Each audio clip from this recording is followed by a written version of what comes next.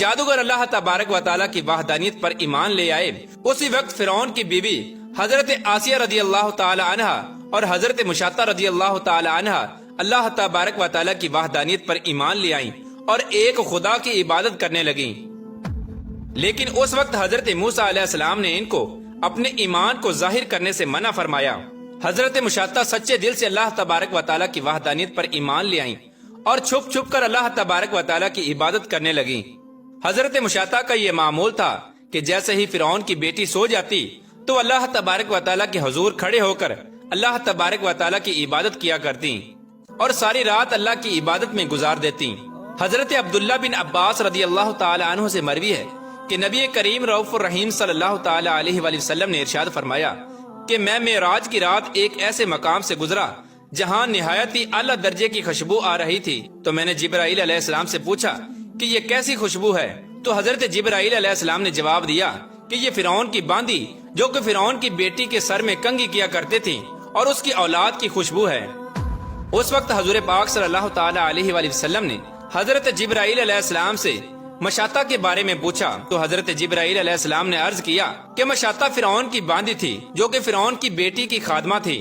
एक दिन फिरौन की बेटी को कंघी करते हुए उस मोमिना खातून के हाथों से इत्तफाकन कंघी गिर पड़ी तो उसकी जबान से बेसाख्ता निकला बिस्मिल्लाह। मशाता ने बिस्मिल्लाह पढ़कर उस कंघी को उठाया। उस वक्त फिरौन की बेटी ने ये कालिमात सुन लिए और वो हजरत मशाता से कहने लगी, क्या तुम मेरे बाप के अलावा किसी और को खुदा मानती है? तो हजरत मशाता ने जवाब दिया कि मेरा और तेरे बाप का खुदा एक ही है और वो अल्लाह अज़्ज़ा वजल है जो वाहदहु ला शरीक है और उसका कोई शरीक नहीं। उस वक्त फिरौन की बेटी ने कहा कि मैं इस बात की खबर अपने बाप को जरूर दूंगी। तो उस वक्त मशाता ने कहा कि कोई हर्ज नहीं। इसके बाद फिरौन की बेटी ने अपने बाप को सारी बात सुनाई। अपनी बेटी की ये बात सुनकर फिरौन ने मशाता को अपने दरबार में तलब किया और उससे पूछने लगा, क्या तुम मेरे अलावा किसी और खुदा पर यकीन रखती हो? उस वक्त हजरत मशाता कहने लगी कि हाँ, मेरा और इस पूरी कायनात का परवरदिगार एक ही है और वो अल्लाह अज़्ज़ा वजल है। हजरत मशाता की ये बात सुनकर फिरौन कहने लगा, क्या तुम हजरत मूसा अलैहिस्सलाम पर ईमान ले आई हो? तो हजरत मशाता कहने लगी कि बेशक वो अल्लाह तबारक व तआला के रसूल हैं और हमारी रहबरी के लिए चुने गए हैं। बस फिरौन का ये सुनना था कि वो गुस्से से आग बगोला हो गया। उसने बड़े दरबार में ये हुक्म दिया कि इस औरत को और इसके बच्चों को खौलते हुए तेल में डाल दिया जाए। चुनाचे फिरौन का ये हुक्म सुनकर फिरौन की बेटी फिरौन से कहने लगी कि पहले मैं खुद इसको सजा दूंगी क्योंकि इसने मेरे बाप की तजलील की है और मेरे बाप के अलावा किसी और को खुदा मानने की जुर्रत की है। उस वक्त फिरौन ने अपने सिपाहियों को यह हुक्म दिया कि हजरत मशाता को बांध कर फिरौन की बेटी के कमरे में छोड़ दिया जाए। प्यारे दोस्तों, ये वो वक्त था जब हजरत मशाता के ईमान का इम्तिहान शुरू हुआ। चूँकि हजरत मशाता फिरौन की बेटी को कंघी किया करती थी तो फिरौन की बेटी ने एक लोहे की कंघी मंगवाई और हजरत मशाता को माज अल्लाह बरहना करके उसके पूरे जिस्म को उस लोहे की कंघी से छल्ली कर दिया और उस लोहे की कंघी से हजरत मशाता रदी अल्लाह ताला अन्हा को अजीतें देने लगी। इस तरह जब हजरत मशाता का जिस्म जख्मों की वजह से निडाल हो गया तो फिरौन ने एक मर्तबा फिर अपने दरबार को सजाया और एक कड़ाही के अंदर तेल को गर्म करने का हुक्म दिया। जब वो तेल खौलने लगा तो फिरौन ने हुक्म दिया कि इसके बच्चों को इसके सामने एक एक करके इस खौलते हुए तेल में डाल दो। चुनाचे खुली कचहरी में ये सजा सबके सामने शुरू हुई ताकि लोग इससे इबरत हासिल करें और फिरौन को ही अपना खुदा माने। हजरत मशाता के सामने उनके दो बच्चों को चीखते चलाते खौलते हुए तेल में डाल दिया गया और बेदर्दी के साथ उन मासूम बच्चों की जान ले ली। लेकिन हजरत मशाता अपने ईमान और सब्र का पहाड़ बनकर फिरौन के सामने खड़ी रहीं और अल्लाह अज़्ज़ा वजल को याद करती रहीं। उस वक्त फिरौन ये चाहता था कि ये औरत सबके सामने मुझसे अपनी जिंदगी की भीख मांगे और मुझको अपना खुदा कहे, लेकिन ऐसा ना हुआ। इसके बाद फिरौन ने हजरत मशाता को एक दिन सोचने की मोहलत दी कि अब भी वक्त है, मुझ पर ईमान ले आओ तो मैं तुम्हारी जान को बख्श दूंगा। अगले दिन फिरौन के महल को दोबारा सजाया गया तो हजरत मशाता ने फिरौन को खुदा मानने से इनकार कर दिया। उस वक्त फिरौन ने यह हुक्म दिया कि हजरत मशाता के दूध पीते बच्चे को उस खौलते हुए तेल में डाल दिया जाए। फिरौन का यह हुक्म पाकर फिरौनियों ने जब हजरत मशाता से एक नन्हे और मासूम बच्चे को छीना तो उस वक्त हजरत मशाता की चीख निकल गई और सब्र का दामन हाथ से छूटने लगा। तो उस वक्त अल्लाह तबारक व तआला ने उस दूध पीते हुए बच्चे को قوت گویائی عطا فرمائی اور وہ بچہ اللہ تبارک و تعالیٰ کے حکم سے بولنے لگا۔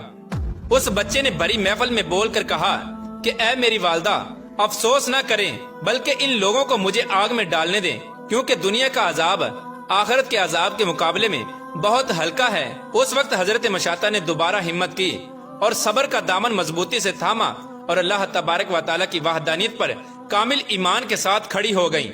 اس وقت فرعون کی سپاہیوں نے حضرت مشاطہ کی آنکھوں کے سامنے اس کے دودھ پیتے معصوم سے بچے کو جلتے ہوئے تیل میں ڈال دیا، لیکن اللہ تبارک و تعالیٰ کی قدرت یہ کہ اس بچے کے منہ سے ایک چیخ بھی نہ نکلی، اور اس معصوم سے بچے نے بھی اللہ تبارک و تعالیٰ کی محبت میں اپنی جان کو قربان کر دیا۔